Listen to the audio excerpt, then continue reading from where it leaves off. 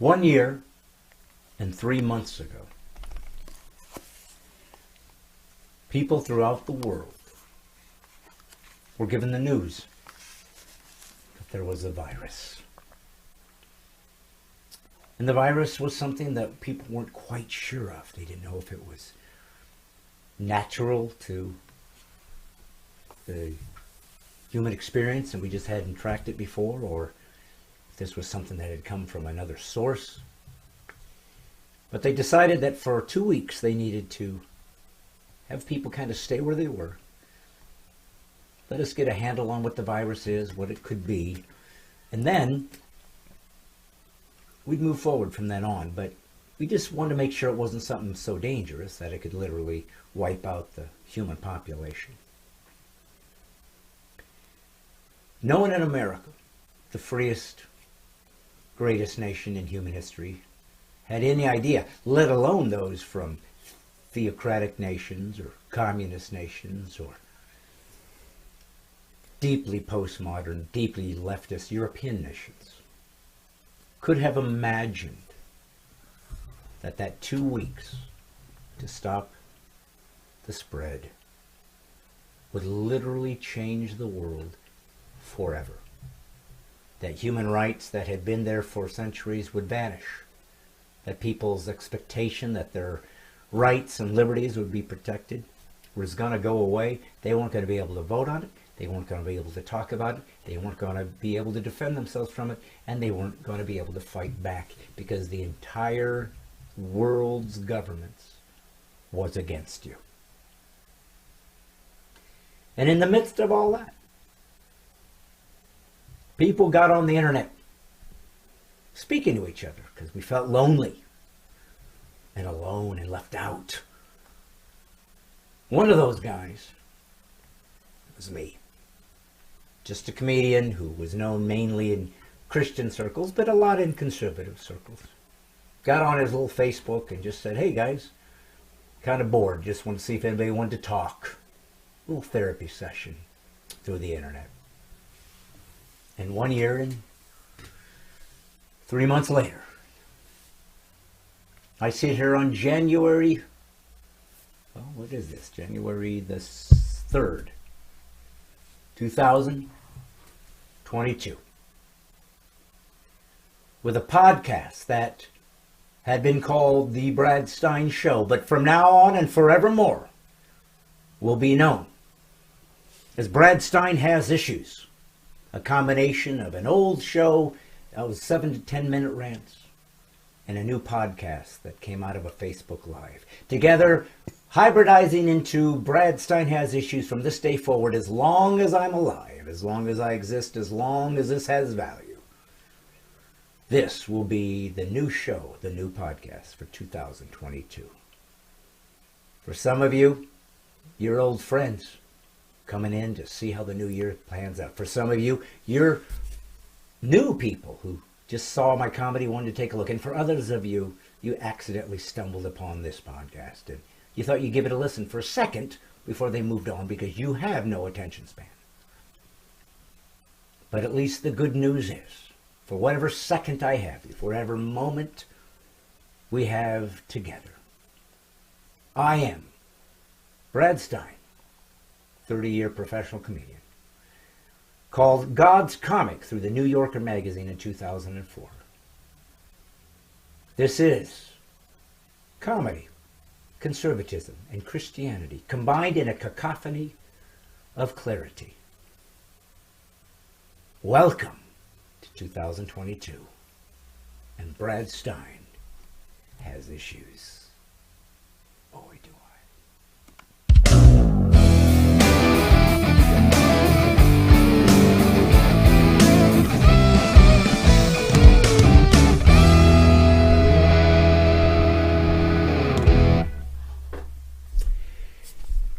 Welcome, welcome, welcome, my friends, my fans, my haters, my peeps, my non-peeps, my trained seals that have watched the show, or perhaps you're a flea circus. I don't know.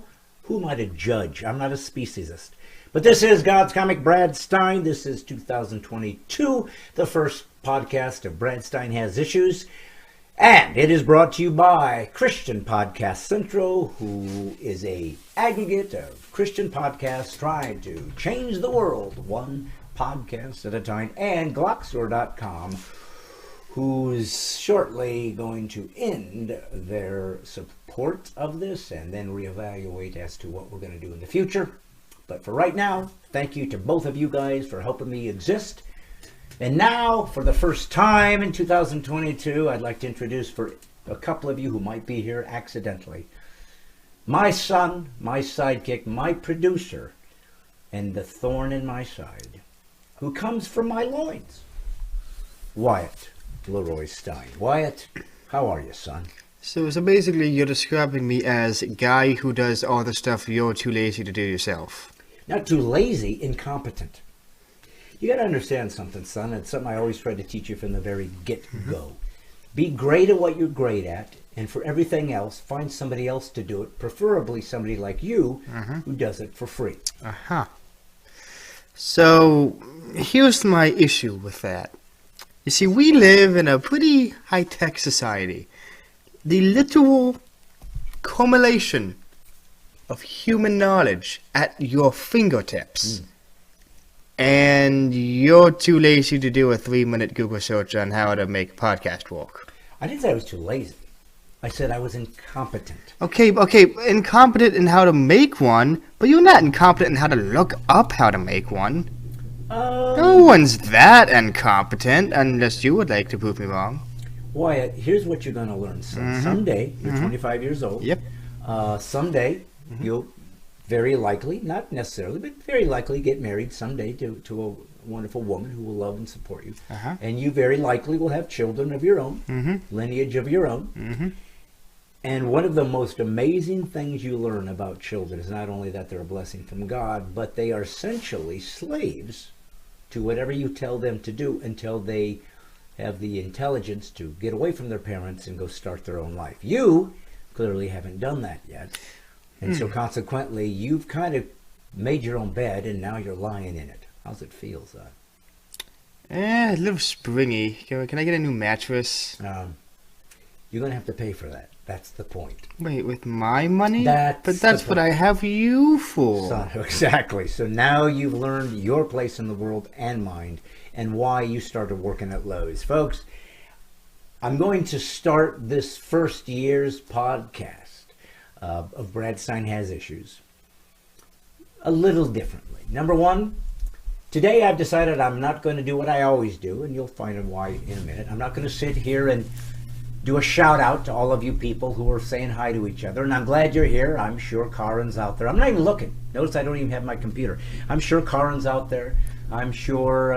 Nick got here first. That's clearly Nick was here first. Obviously, yeah. He had his fingers removed prior to the turn of the year, but Nick was there. I'm sure he's first. Notice I'm not looking. Well, with Nick, we don't really have to look. We don't have to look. Nick has made himself #1 digitizer using digits, I might add. But Nick's out there. Teresa Ferguson's out there. Karen Boyd's out there. Benjamin Gregory's out there.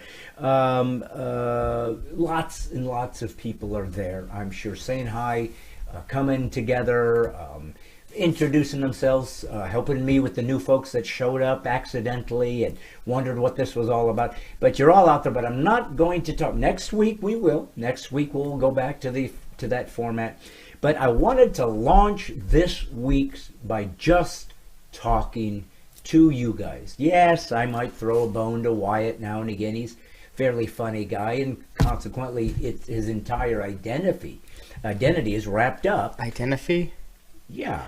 We were really starting the new year out right, aren't we? Yeah. I probably should have mentioned this. I'm going to make words up too this year on the fly, and I'll expect you to understand them, interpret them, and utilize them in Greek, Hebrew, and Aramaic.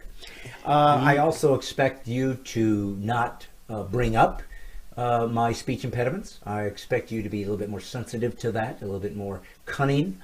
I yourself somehow for it. Perhaps you could say something effective.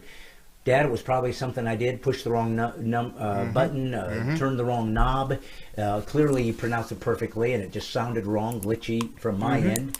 But whatever it is, Wyatt, the biggest key is, especially for this year, since we move into a whole new world, is that you take blame for anything that goes wrong and give me credit for everything that goes right. Is that too much to ask? I'll say this. That's a lot to ask from someone who's not paying me.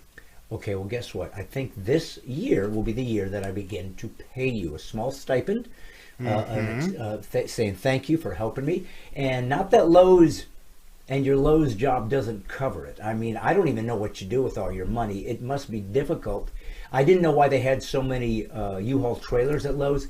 It's what their employees have to rent to bring back the bags of money they're given every 2 weeks. But to me, this is your side hustle. It's just a little extra money. If you want to give to the poor, give to the homeless, give to the hungry, or give to a circus act. It's really up to you, son. Who am I to tell you what to do with this extra dough I throw your way?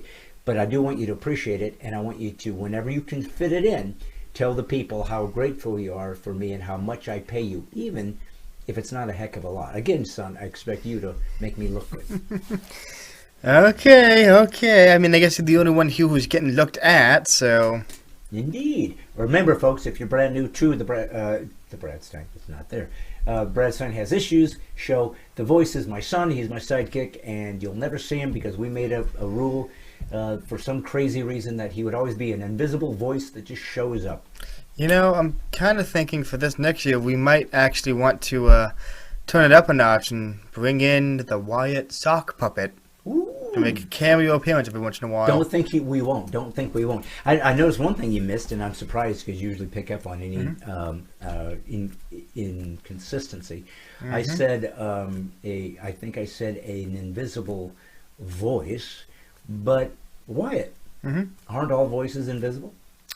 To the human eye, yes, but no, what I wasn't talking about the eye of Newt, nor the eye of a spider or fly or anything else of that matter. I'm usually referencing humans when we're talking about us because I'm shooting for humans as being my followers, my subscribers, and my watchers. Well, I mean, here's the thing about voices. Okay.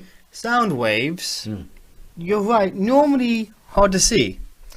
But I think at 194 decibels, any sound turns into a shockwave. Okay. Which you can definitely see. You can see shockwaves? You've seen shockwaves before. Remember when we used to watch TV? About people blowing stuff up? Oh, yes. Oh, you could see their shockwaves for miles. You're right. Yeah. They slow it down, though. Usually they have to slow it down. Yeah. You're talking about Mythbusters, I think. Mythbusters, yeah. Well, listen, that's a great point.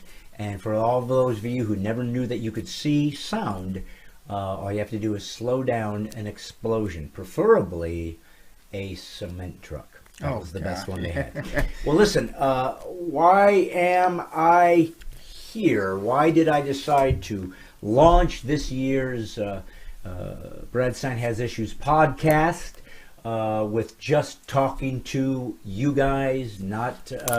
talking about, hey, shout outs to my people, and I'm very grateful for you guys, and I'm never going to neglect my thankfulness for those who show up and think that I have something worthy of speaking of. But, you know, I wanted to, I guess, summarize what my journey has been, where I am, where I'm trying to go, and where I'm trying to land. And so I just wanted to kind of launch this whole year with just me talking to you from my heart. Speaking of my heart, last week I said something to you guys about the fact that I had gotten a heart evaluation. Now, what that consisted of initially was cholesterol score. You go score your cholesterol. And in my case, the cholesterol is winning. It's beating me to a pulp. So that was something that was came across as problematic. So we went and did what we call a calcium score. A calcium score is when they put you in an MRI and do sound waves or whatever it is. Perhaps it's a sonic boom. Maybe it's a shock wave. That's what my son said. You can see that. MRI is magnets. It's giant magnets. Okay, so once again, You didn't tell me that magnets had nothing to do with shock waves, so you made me look dumb. And this is what I'm talking about, son. No. You need to presuppose if I'm going off the rails and fix it before I look stupid. Once again, the complete and total human knowledge at your fingertips. Okay. But a 3-second Google search is beyond you. Okay, fine. So apparently White has chosen to go into this year being much more sarcastic and much more tenuous in becoming respectful of his father. Me? Yes. Sarcastic? Oh, yeah. No. That's where it... Well, anyways, get used to it. You're going to hear a lot more. But I did want to talk about this. It's not to be a downer. It's not to be depressing. It's not to be frightened. It's actually a beautiful thing. And I'm going to tell you why. So I will go back to the heart here in a moment. But let me just go like this. When I started, as I told you in the beginning, when I started the podcast in April or whenever it was, May of last year, it wasn't a podcast. It was a Facebook Live, and I was a comic who I had, decent amount of folks that enjoyed my show over the years, and they'd seen a lot of my clips that had been put out into the atmosphere, and they were fans, and a lot of them were new people that hadn't known of me before, and they became fans. Said, "Hey, I saw your stuff. I love it. I'd love to see you live," and so on and so forth. So they got to know me that way. And so I wasn't expecting, and I've told you guys this story 1,000 times, to start a podcast because there's so many people doing it that are much smarter and better than me. Not more attractive, that would be hard to do, but smarter, not too hard. But I found myself coming back every Monday because people have nothing to do, that maybe they'd want to come back, and it gives you something to do on a Monday night, gives you something to look forward to if you enjoy what I have to say, to do on a Monday night. And so that's when it started. It's at 7 p.m. because I'm in Nashville, Tennessee, so that was Central Standard Time, 7 o'clock. And so here we sit. Well, it started with me just literally talking to my computer screen because I didn't have a camera then. And literally off the cuff. I didn't know what I was going to say. I didn't have any plans. I didn't have any notion. I just started talking. And it would lead somewhere. It would go somewhere. There would be some interesting thing I thought of, or something that bothered me, something that was in my craw, and I would speak about it. Now, I'm a professional comic, and I've noticed, and I think that for the most part, professional comedy, stand-up monological comedy, for the most part, is professional comics are people who are upset about something, angry about something, annoyed about something, frustrated about something, and they find a way to talk about it in a funny way. That's really what most comedy is. Even if you take somebody that's very innocuous and just very simplistic, they're not trying to get political is what I mean, not simplistic in their depth of their comedy or being funny, but I take like a Jim Gaffigan, I take a Brian Regan, I take a Nate Bargatze, pick guys that are just really funny, but they're not trying to be political, they don't have any agenda, they don't have an axe to grind. They're annoyed about something's bugging them, something is bothering them, something stuck in their craw, and they want to talk about it. And that's what funny really is, because most funny that really works for stand-up comedy is when somebody says, "Oh, I've thought of that," or "Oh, that's happened to me." In other words, you find something other people can relate to, and they see the humor in it, and it helps them get through. It helps them know they're not alone. It helps them know that they're not the only ones. And so they go forward and realize that the human experience is common, and it's something that we all go through, and kind of see the same things, the same issues, the same problems, the same annoyances, and out of that comes a common bond that humans can have. And it happens, by the way, throughout cultures. If a French comedian was speaking, if an Algerian comedian, if a Syrian comedian, if an Egyptian comedian, if a Iranian comedian, if a Chinese comedian, they're all going to talk about a lot of the same things. Certainly some things are going to be specific to their culture, obviously. If they're allowed, Communist China probably isn't allowed to mock their people. Certainly North Koreans would never be allowed to, because they live in a regime where they would be killed for that or imprisoned for that, because they're not free. But in a free West society. We're supposed to be allowed to make fun of the king, not get our heads cut off. That's part of a comic's job. And to the average citizen, we're supposed to be able to talk about things that we see in the world and try to find common ground. So I began to talk about things that bothered me, things that were hitting me wrong. And it did start with COVID. I mean, because that's what got me on the show in the first place. And it was bothering me. And the first thing that bothered me was mask mandates. Because I said to myself, I don't care if you wear a mask. I mean, if you're concerned about getting sick, if you're concerned about ending up in the hospital and you feel like that's going to help you, by all means do that. I believe in freedom. I believe in medical freedom. If you want to wear a mask, 2 masks, 3 masks, a suit of armor, scuba gear, and have your lungs laminated, that's up to you. Go do that thing. The only thing I have ever said is, don't make me do it if it doesn't comport to my perspective of what I think is best for me and mine. So, in the United States of America, we have a thing called the Constitution. The Constitution is the Bill of Rights within the context of the Constitution that tells us what we should expect as free men and women in America.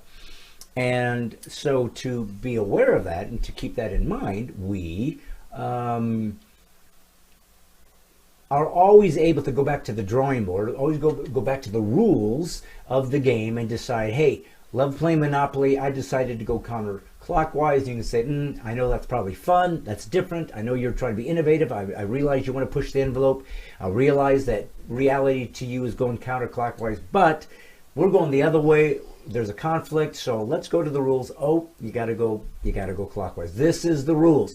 You don't have to like the rules, you don't have to play Monopoly, but if you want to play Monopoly, here's the rules.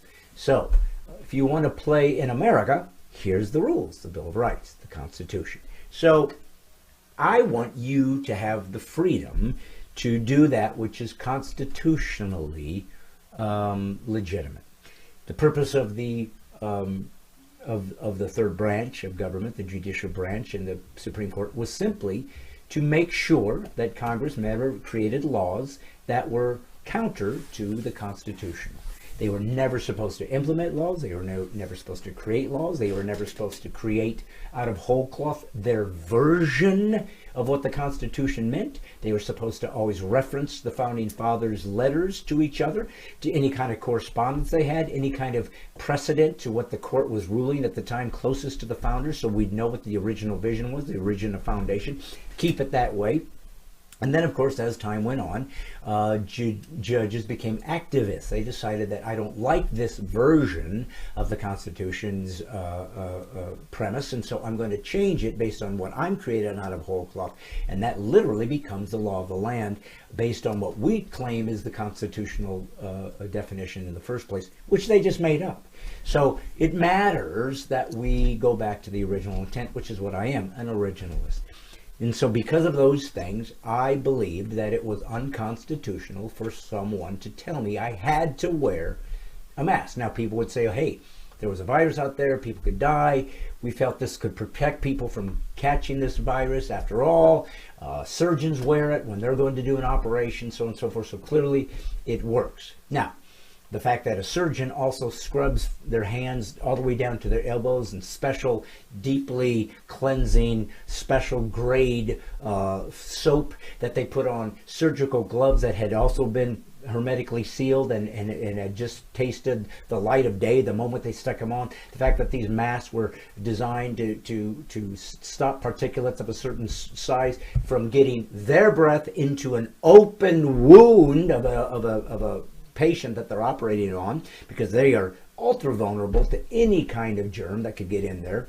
The fact that the entire room was sterilized, including every instrument used to cut into this person, sew them up and close it up. The fact that this was a sterile environment in general, yeah, all that works. But if I'm going to Kroger, with a paper mask that I've worn 25 times. I have no gloves. I'm picking stuff up. I'm saying hi to people. I'm scratching my face. I'm rubbing my eyes. I'm putting my hands through my hair. I'm taking my mask off to scratch my nose, sticking it back on there, saying hi to the folks, having this guy hand me these pickles. I give them back to him, and he puts them back on the shelf. That isn't keeping the virus from doing nothing.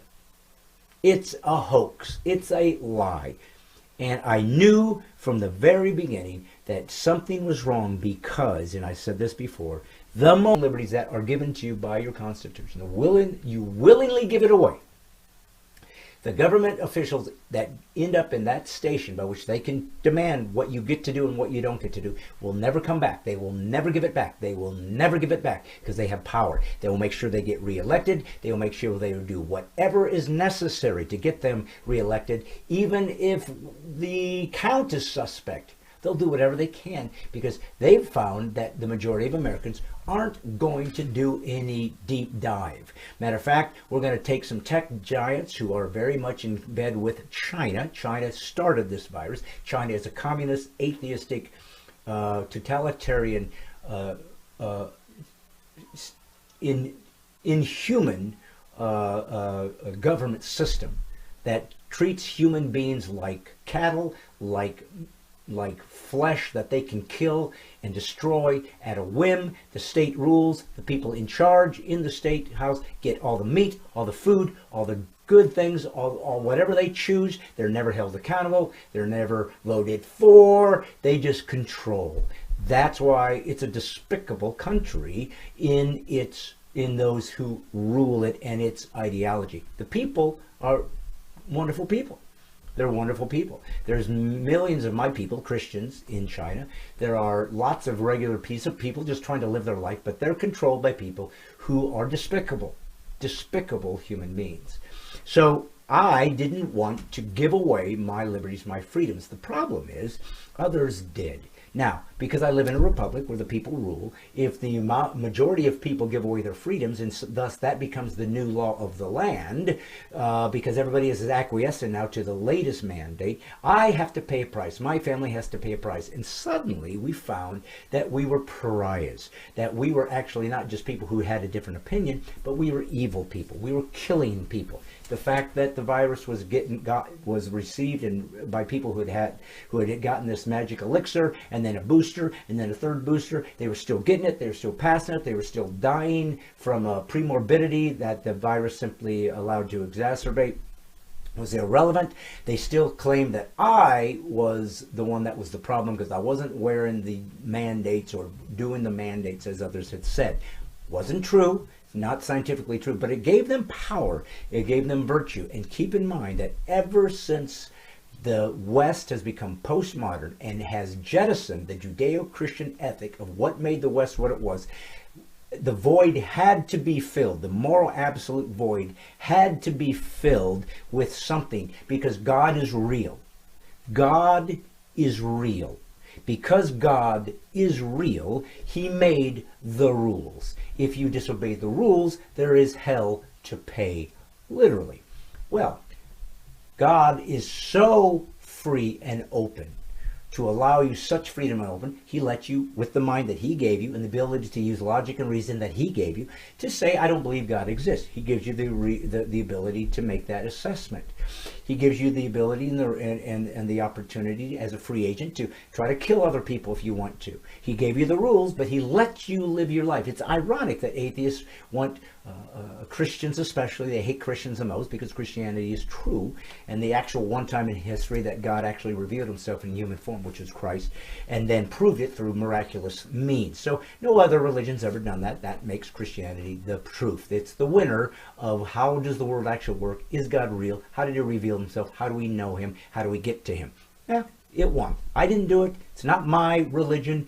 I didn't write the book. I'm just going by what was said. I'm looking at the facts, looking at logic, looking at reason, looking at how it affected and changed the world. Look what it gave culture in telling human culture to do things that has never been done before. Love your neighbor, pray for those, love your enemy, pray for those that despitefully use you, love your neighbor, love God with all your heart, mind, soul, and strength, love your neighbor as yourself. Human beings are intrinsically valuable, not instrumentally valuable. Women and men are absolutely equal. Children should not be utilized in a demeaning way, but should be cherished and loved.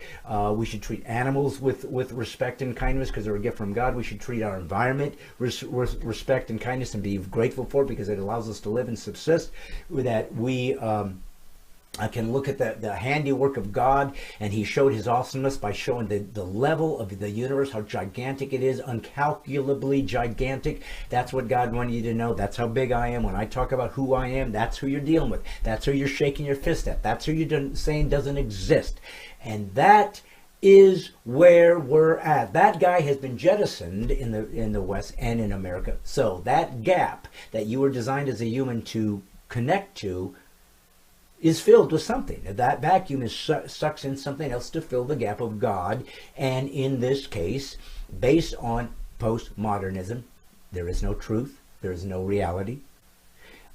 Based on cultural Marxism, which morphed into political correctness, will give you new rules, new morals, new values based on identity groups. There will no longer be freedom. Notice this. There will no longer be freedom. If you're black, you're just part of a group. You have to think the same, act the same. If you're Hispanic, you think the same, act the same. If you're white, you think the same, act the same. One of you will be oppressors. One of you will be the oppressed. One of you will be evil. One of you will be good. They are mimicking and counterfeiting the Christian worldview, but they are creating it in their own image, the image of those who've taken the place of God. They get to make the rules. They get to decide who lives, who dies. And by the way, those who are oppressors, that would be me, white, male, heterosexual, Christian, patriot. I'm the problem. I cannot redeem myself. I cannot fix it. I just have to continue to repent, to apologize, and to pay my reparations until I die, which will be a boon to the human existence. The other people who are the minority status, who are now given ultimate control and ultimate victim status, get to get everything and anything they want. They can do nothing wrong. They cannot be racist. They cannot be bigots. They cannot be intolerant. They cannot be hateful. They cannot be. They cannot steal. They cannot riot. They cannot murder. Everything that happens to them is a result of something I did. That's the rule. There's no redemption for me. There's no freedom for me. Christianity always gives redemption, always gives us forgiveness, always gives us grace, always gives us mercy, always believes that we can get better, that we can mature, that we can actually change, that we can repent and then try to make things better. God always accepts us where we are, that we're not perfect, that we're going to only do it a step at a time, and he allows us that, and he gives us the grace that even if we don't get where we're going, Jesus Christ died for us so that we can be saved and spend eternity with God. That's the game. That's the game. Now, America has decided to take a different path. We used to be driven by courage. We used to be driven by fortitude. We used to be driven by virtue. We used to be driven by transcendent, immutable truth. We used to be driven by morals, godly morals, not human morals. God breathed morals, so they can't be changed or altered at the whim of a human that decides he wants to act differently. We used to be driven by a creed, that there was something greater about the human experience, that we're all made in God's image and that we have given certain rights that are from God and that we're supposed to see what we can do with it. That's what used to drive us, and it became and created the greatest nation in human history. We are now driven by fear. We are now driven by angst. We are now driven by hate. We are now driven by identity dynamics. That whatever I identify with, however I see myself, is sacrosanct and must be honored by you, including you must bow your knee to whatever I tell you, even if it goes against your common sense and what you think is true. That is the new reality. I didn't know that 2021 would show me, in 2020 actually, how cowardly most Americans were. I did not know that liberty would be given away that easily. I didn't know that they were so fearful. I didn't know, but it's so clear to me why Christianity mattered to the founders. Because if your entire life your entire choice, your entire decision making is based on trying to stay alive as long as you can, then you're going to live in fear. You're going to give away your liberties. You're going to give away your freedoms. You're going to give away your autonomy. You're going to give away your agency. You're going to give away your ability to raise your children the way you choose. You're going to give away your ability to own private property. You're going to give away your ability to choose how you want to dress, wear, how you want to defend yourself, how you want to protect yourself, how you want to involve yourself in medical decisions. You're going to give it all away to a bureaucracy and allow them to dictate to you what to do as long as you stay alive a couple days longer, a couple weeks longer, a couple years longer. That's what's driven America now. Broke my heart. I've sat here for 30 years talking about being a conservative a comedian, a Christian, and whatever, and how great America was, and rah-rah. And I built a great fan base of people who agreed with me, and they wanted to support me on that. I was just in Fresno yesterday performing at the historic Wilson Theater, and it was an amazing group of Americans in California who have said no to the nonsense, who are awakened warriors, and that is what this Brad Stine Has Issues 2022 is really about, creating awakened warriors, people who see the truth for what it actually is, what's really going on, that there really isn't a government that we can count on, even though we know what it's supposed to look like and the three pillars of a government of the United States and so forth, and we're independent from what the European nations do or what Islamic nations do or even what communist nations do, but we're not. We are seeing more and more that there's sort of a one world government. There seems to be more of a grander scheme of people who are deciding for us. They seem to be oligarchs. It does seem to be a lot of influence that we're really becoming much clearer to us, more precise to us, and that people that have a lot of money, who are really, really, really rich, control the world. And we're seeing that. We're seeing people who made billions of dollars because of a computer that they had created that suddenly are giving me medical advice, telling me that they're going to block the sun with some technology because somehow we need to cool down the earth because climate change is the biggest problem that can happen to the humans existentially. So this person's going to take it upon themselves to play God and cool the earth down with some kind of technology he's going to. Others are going to fly up into space and look around and come back down because they have the money to do so. But there's people in history and length of people who have decided that they are richer. That means they're more popular. That means they're more important. That means they're more valuable. That means they're worth more to us, not only financially, but just intrinsically. They're more valuable to us, or they wouldn't have made as much as they did. But because they did, it means they're smarter. It means they're superior humans. They've evolved into a higher form, a higher life form than the rest of us. And so they get to elixir. They will go off to their private island. They have billions. They probably have a bunker that could withstand 10 megaton nuclear armaments. They probably have 200 years worth of food, clothing, radiation repair, a doctor on hand to protect them. They can do whatever they want because all they have to look forward to is to stay alive until they die. And they're going to make their dictates for everything based on that. But they're going to do it by eliminating some of us along the way. They believe they have the right to do that. And how are we going to stop it? So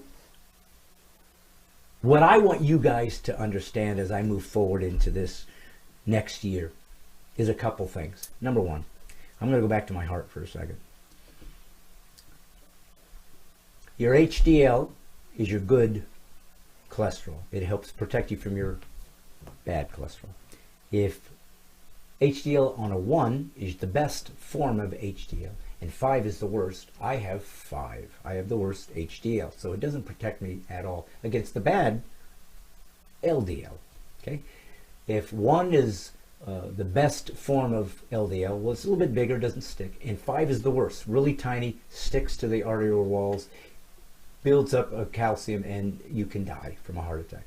If 1 is the best form of that and 5 is the worst, I am a 5. I have the worst LDL you can have. I did a genetic profile, and I have the worst HDL. So I don't have much protection. I have very high cholesterol. I'm not on any drugs at the moment. And so I have a calcium score that's moderately bad. It's moderately, I have plaque, moderate plaque. The problem with that is 98% of my score, which was like 138 or something, had it been through 3 different arterial walls mixed up, it wouldn't be that bad. I'd still have to make some adjustments. It's not what's the case for me. My 98% of my entire bad calcium score is in the lower left ventricle. It's the widow maker. Most of my calcium problem plaque is in the one area of your heart that if it goes bad, you die. Call it the widowmaker. I have some protocols that I'm going to go through to try to stop any more LDL from continuing to build up in my arterial wall of my lower descending ventricle. I've already changed my diet, but I'm going to do it even more so. I do exercise, I always have. And I'm going to do what I can. But I have been given a protocol that needs to change, and if it doesn't, I'm going to have a heart attack and I'm going to die. Now, I don't know if it's going to be next week. I don't know if it's going to be during this podcast. I don't know if it's going to be in a year or 25 years. I don't know. All my grandparents lived into their 80s. One made it to the 90s. My mother's still alive in the 80s. But that doesn't mean I will. It just means that I do have some good genes, but I also have bad genes when it comes to my cholesterol. Why am I telling you all this stuff? To let you know that it's very real to me, that my mortality is coming to an end. Now, again, I might have 20 more years. I'll believe for that. I'll pray for that. I'll fight for that. I'll do everything I can. But I, like you, have absolutely zero control over how long I'm going to live. None. I can do everything right. Everybody can do everything right and jog and be in the best shape and fall off a cliff and die. Get hit by a car and die. You can do everything right and get cancer and die. You can do everything right and be born in the wrong country where they don't give you help. You can do everything right and just missed a diagnosis and it killed you. You can do everything right, but you're going to die, and so am I. Mine, theoretically, could be closer. Now, I say that not because I'm some martyr. I want to live at least in my mid to late 80s. That's what I've been praying and shooting for. But again, I don't know that that will happen. But one great, wonderful, amazing thing about realizing that you have a disease, a heart disease, and that it could kill you, is it sobers you up. It really reminds you life is short. And mine will be soon coming to an end. Now, New Year's Eve, Betty White died. We all saw the news and we felt sorry for her because we saw a bunch of her talking about, I'm about to turn 100. We're all going to come and celebrate my 100th birthday. She died. She didn't make it. And we're all like, oh man, you were so close to 100. You know how long Betty White's going to stay dead? Why? You know how long Betty White's going to stay dead? You don't know who Betty White is. Not longer than she's going to be alive for, so forever. That's right. She's going to be dead forever. If I die tomorrow, I'm dead forever.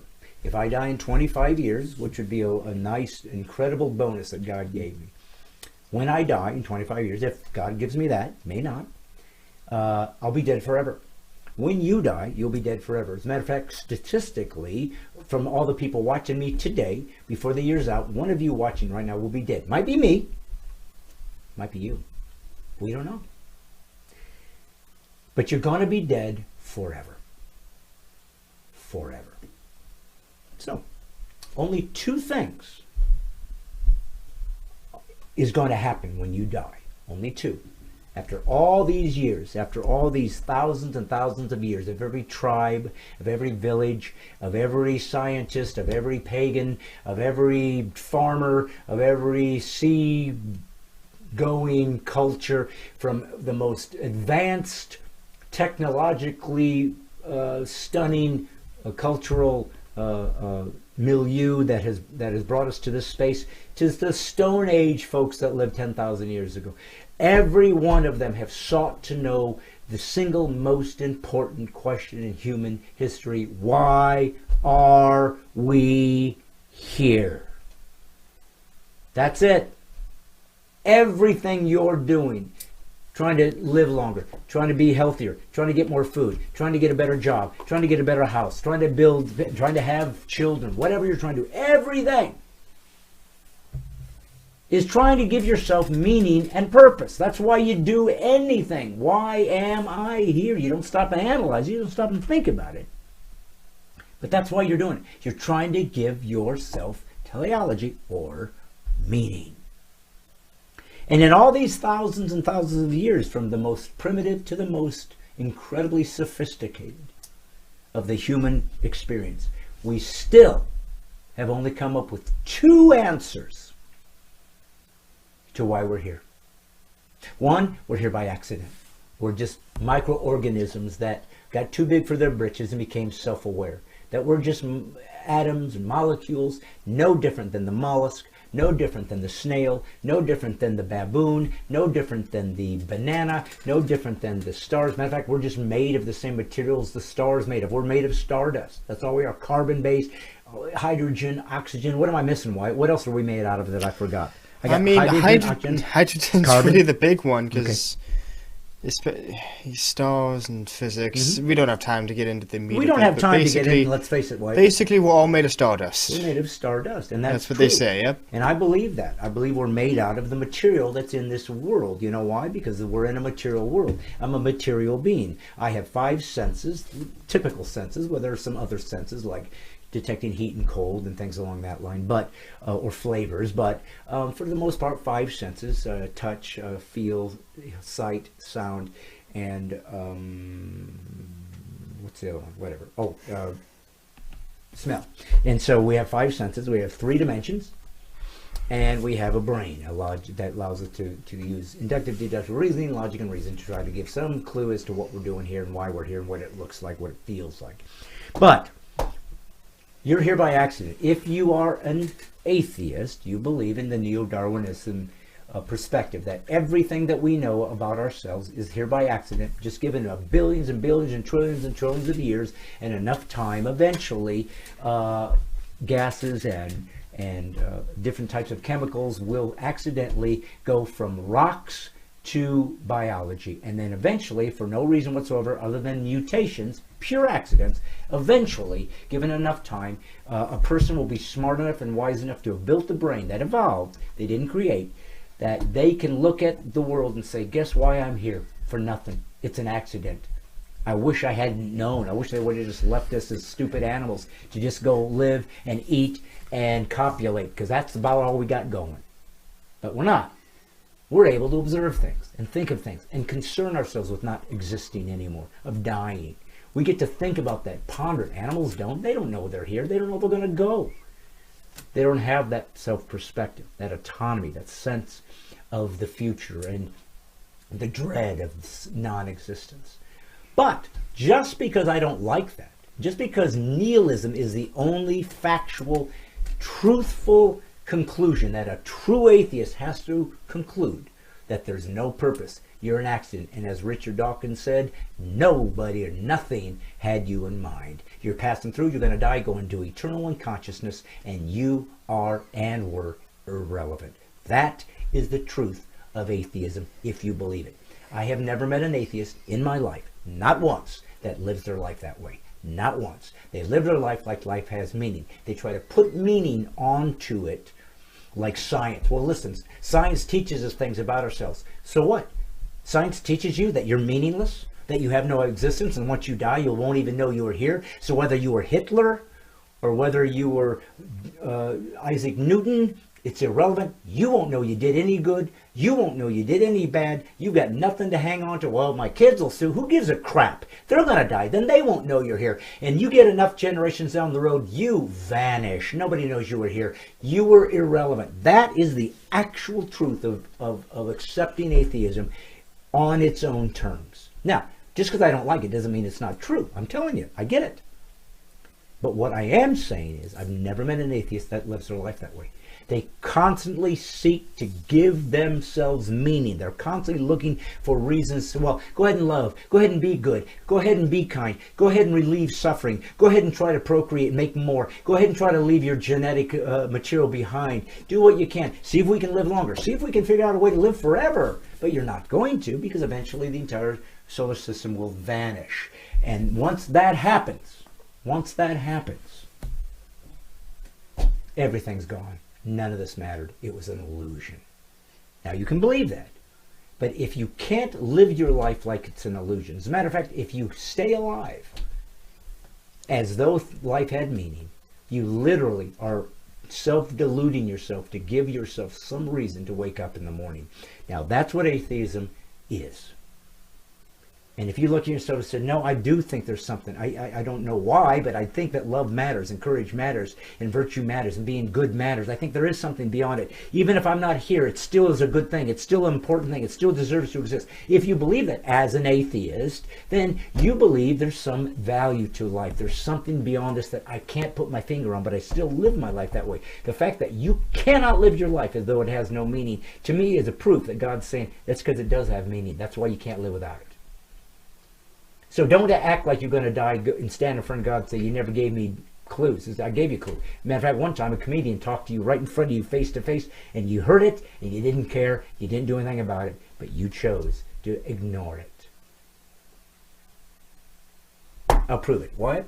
There should be a clip out there that I did in my original Stine Has Issues, but this time, because we've now hybridized it, and I will in the future now be giving monologues about things I want to talk about as we open up the Stine Has Issues show, this new podcast. But let's take some of the older stuff. Play this for him, because this was me experimenting with this idea. Go ahead and hit it. So, yeah. Even though the term God is dead became a famous phrase to embolden the atheist and the materialist and their secular point of view, what you rarely heard expounded, even now, on this topic by these same atheists, is the conclusion Nietzsche reached with this proclamation.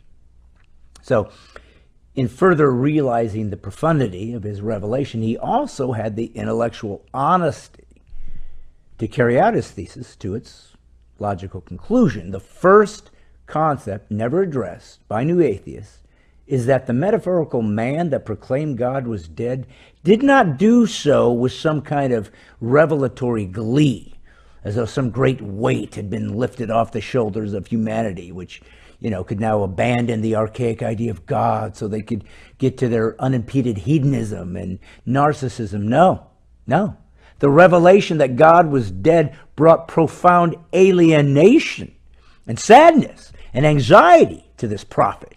He immediately realized that if God was indeed dead, then we were truly alone in the universe. It also meant that there were no real rules to how humans were to behave. And all these centuries of commandments to help keep humans in line and, give some sense of boundaries, he cast it aside. So whatever morality we had counted on in the past to help us govern ourselves and set some sort of, immutable civil standards, they were dashed.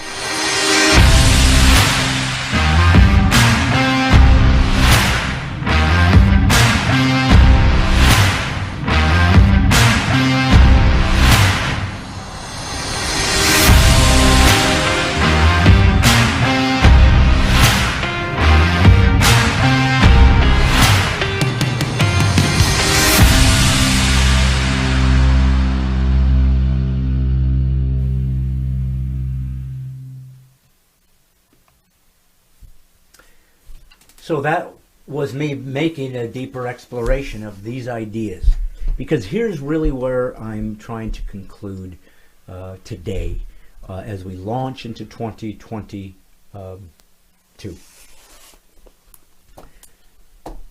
I said that there's only been two conclusions to why we exist on Earth. The one, accident. There is no reason. It's an accident. You might as well get whatever you can out of it. Once you die, it's over. But there's another one. There's another conclusion that more human beings have believed, no matter how primitive and how advanced we became, the single biggest conclusion that most human beings from every walk of life, no matter how sophisticated we became, is the single most powerful three-letter word in human history. They reached the conclusion we were here because we were designed to be here. There was an intelligence, a deeper purpose by an engineer, a designer, an architect, a creator. Of course, the three-letter word I'm talking about is God. That's what I believe. And because of that, I believe that we have meaning and purpose. So I'm not driven by the fear of death. And that's why I talk to you about my heart. Again, pray for me. I hope that this gets squared away and that's that, and I just live a long time. I want that. I all I know is this earth, so I'm just like you. I want to keep going. I want to be with part of my family, my grandkids, and my son, my daughter, and everybody else. But I don't get to choose. I don't get to choose. I can just try, but I don't get to make that call. So we'll see where that all pans out. But I have said to you guys over time, over this podcast, you know, what am I? Who am I? I've asked you at times, what do you like about this? And you guys would give me some suggestion. I like it when you do this. You're saying things we need to hear. You're saying things that need to be said. When I opened the podcast, I created this little moniker a while back. I said, this is comedy, conservatism, and Christianity combined in a cacophony of clarity. It's just silly words that I put together because my faith is the single most important thing in my life. Not because I'm trying to proselytize for Christ, though I do, because I believe it's true. But that's the thing, guys. I'm not doing it because I'm trying to get you to join my church or join my religion. I am trying to literally look at it scientifically, inductively, practically, logically. If I believe that proof of the human experience is that we all believe that life has meaning, we keep trying to find that meaning, and as C.S. Lewis said, you know, if I'm constantly looking for something that I can't find on this land, perhaps it's because I was created for a different land. And that's what I believe. You see, when I die, I believe I will live forever, just like you, and that it will be in perfect harmony with my Creator. I don't get it all, you guys. I get it. I don't understand it all. There are times I'm an intellectual. When I say that, that's not like I'm some genius. I don't mean to say that I'm some, I'm William Buckley or whatever. I'm not trying to pretend that I'm Stephen Hawking. I'm an intellectual in that my mind just is always processing and working things through. I believe that faith is a sense. I said we have 5 senses. I believe faith in God is a 6th sense. It's a sense that there's some meaning in life, and that meaning is echoes of God reminding us it's me. Come find me. You disconnected from me. Your lineage disconnected. If you come back to find me, I've done the work for you. I've died and rose so that you can prove that it's real. It's not a cult. And then we'll reconnect, and then I'll talk to you. But it won't be like with words, and it won't be with these type of ears. It will be this faith, which is not believing in something that isn't true, or things that don't have validation or verification. But it's not the same validation and verification. It's not the same validation and verification as the scientific method or the materialistic method. It doesn't make it invalid. It's not the same methodology. The scientific method was designed to make observations of the material world, to draw conclusions of the material world. The problem with the scientists isn't that you're not important or smart or crucial in what you have done to help humans have a more flourishing survival and enjoyment of life. That's not the problem. The problem is just because you are focused on the material world, the natural world, you reach the conclusion that's all there is. You can't prove that scientifically. You have broken your own vow to follow the evidence where it leads. You don't. You have presupposed there can't be something beyond the material world, and yet there is.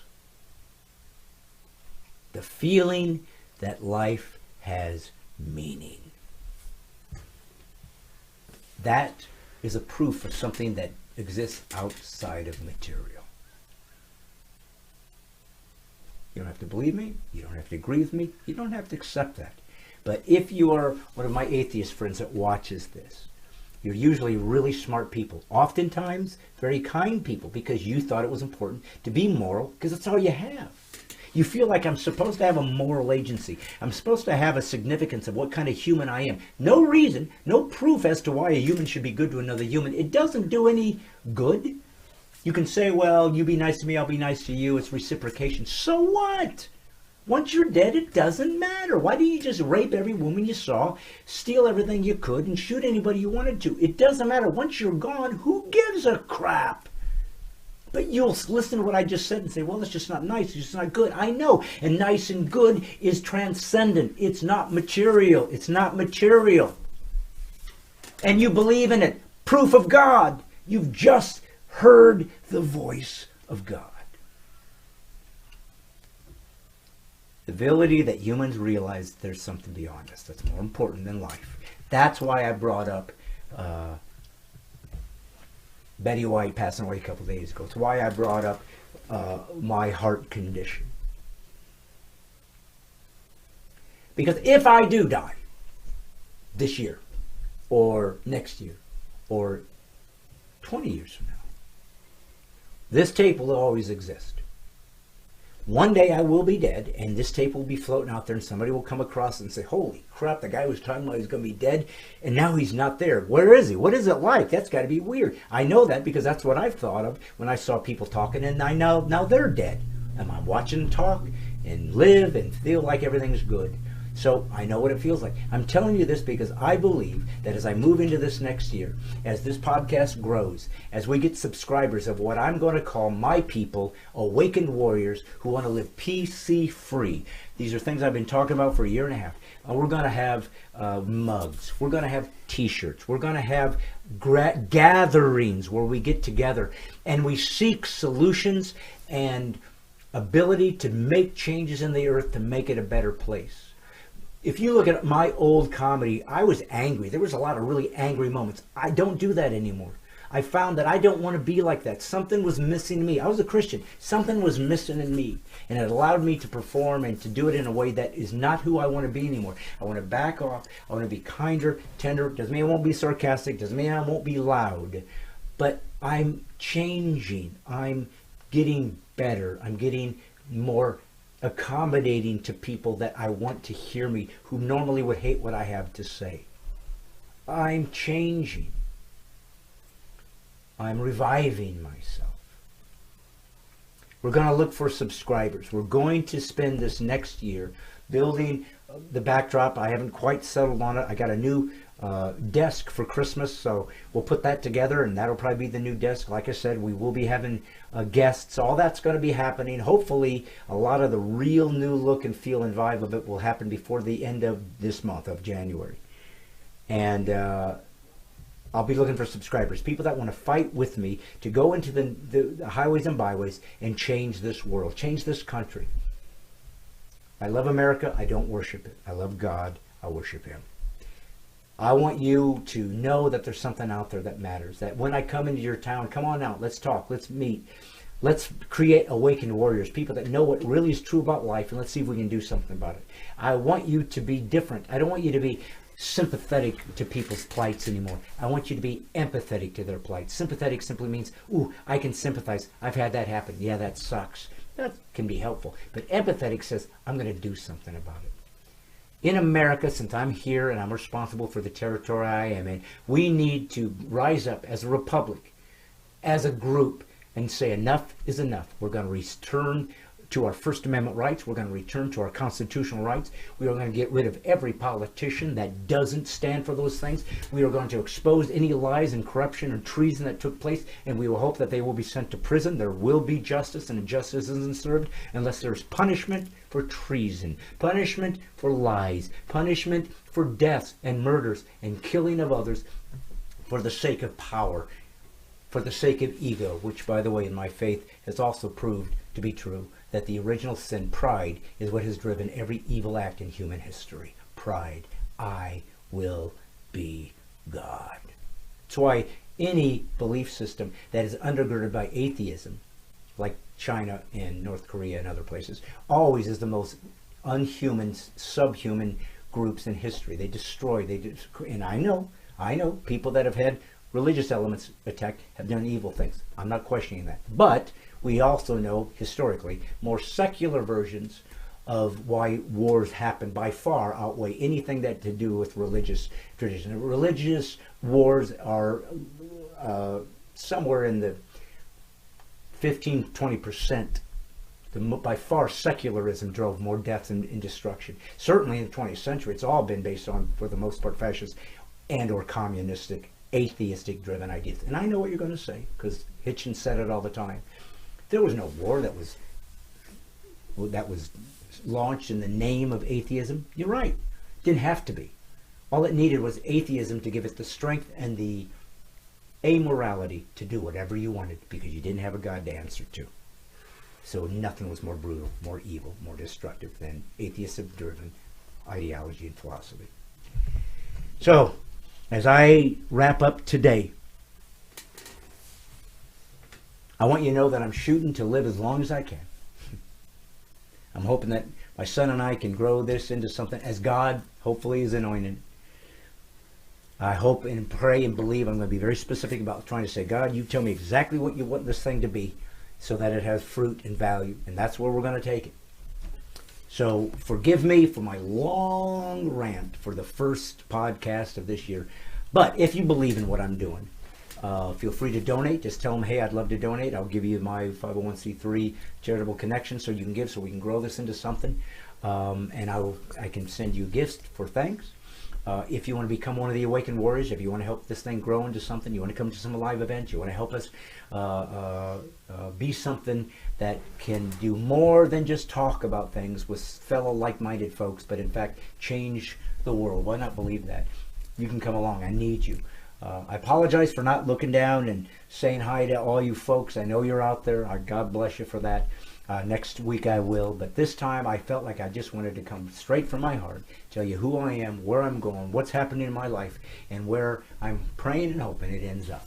So, from this day forward, Brad Stine Issues will hopefully laugh, have fun with my son.